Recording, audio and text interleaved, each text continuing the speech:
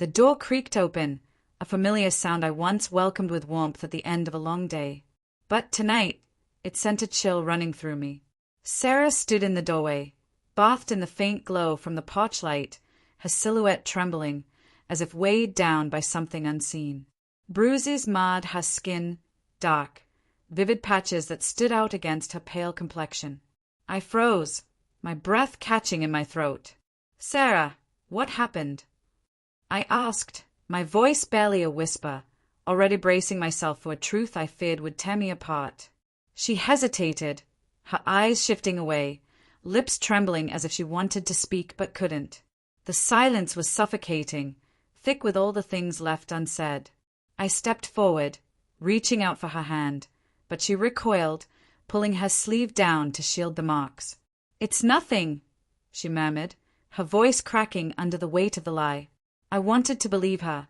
"Good," I tried, but I couldn't ignore the way her eyes refused to meet mine, the way her posture hunched like she was carrying a secret too heavy to bear. I guided her inside, the familiar comfort of our living room now feeling strange, as if it were a stage set for something darker. The couch where we used to laugh, where we'd lost ourselves in the comfort of shared moments, now seemed foreign. "Sarah, please," I whispered, my voice faltering. "Tell me what happened. Who did this to you?" She didn't look at me. Instead, her eyes locked onto her hands, twisting her wedding ring like it was a weight she couldn't bear. "It was an accident," she said, the words empty, hollow. I tripped, hit my face on a desk. The excuse was weak, too flimsy to hold up under scrutiny. My heart pounded as the reality settled in. The bruises weren't random. They weren't from a desk. They were too precise, too deliberate. I closed the distance between us, my voice soft but insistent. "Sarah, don't lie to me. You're hurt. Let me help you." She shook her head, her eyes filling with unshed tears. The sight of her breaking was more than I could bear. My Sarah, the woman who'd always been so strong, was unraveling right in front of me. I reached out again, gently brushing her arm, and for the first time, she didn't pull away. But her silence said everything. I knew then, deep in my gut, this wasn't just about bruises. The next morning, I couldn't shake the image of Sarah's injuries, the way she avoided my gaze. I had to know where this had happened, had to see it for myself. I drove her to work, insisting despite her protests. Her office building was sleek, cold, too distant from the warmth of home. As she disappeared through the revolving doors, I sat in the car, hands gripping the wheel, my mind racing. Something wasn't right.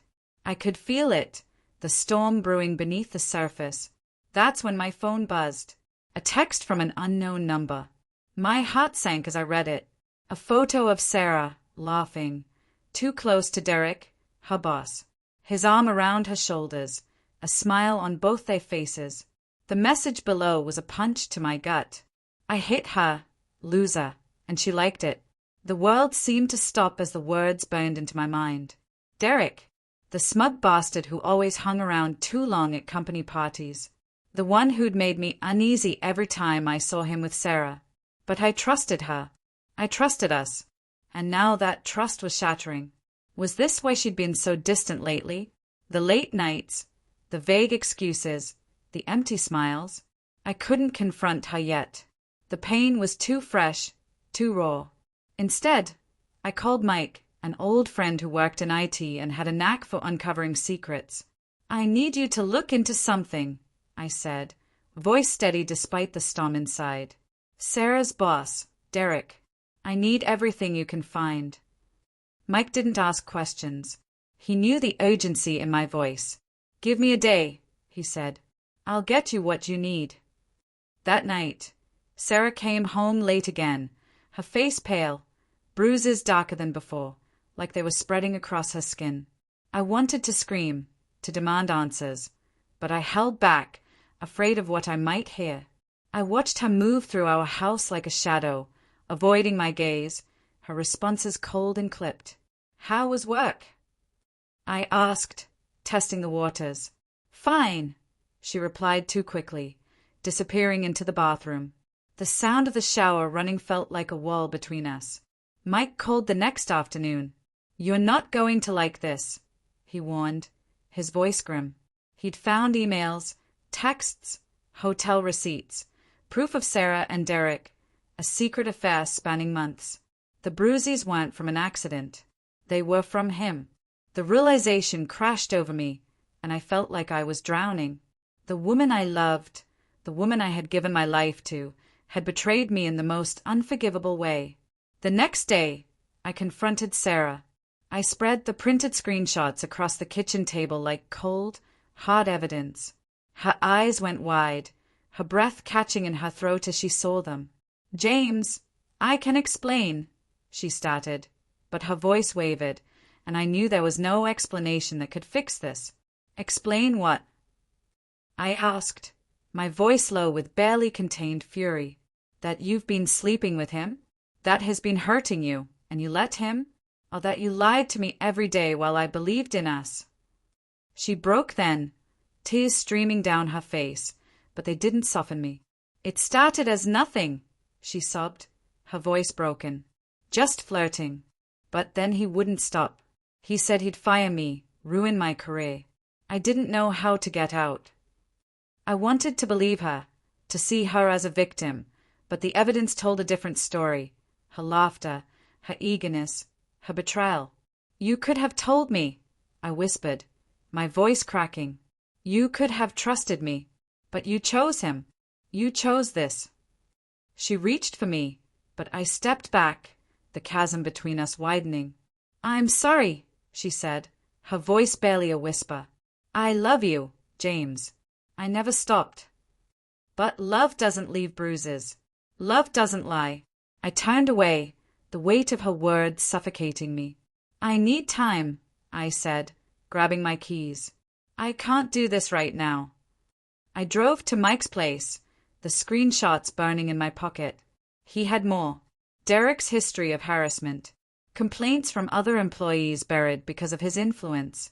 It was enough to ruin him. I made another call, this time to a lawyer. "I want him to pay," I said, my voice cold and resolute, "for what he did to her, to us." The next few weeks were a blur. The lawyer moved quickly, filing complaints, leaking the evidence to the right people. Derek's career crumbled, his name dragged through the mud. I didn't feel satisfaction, though.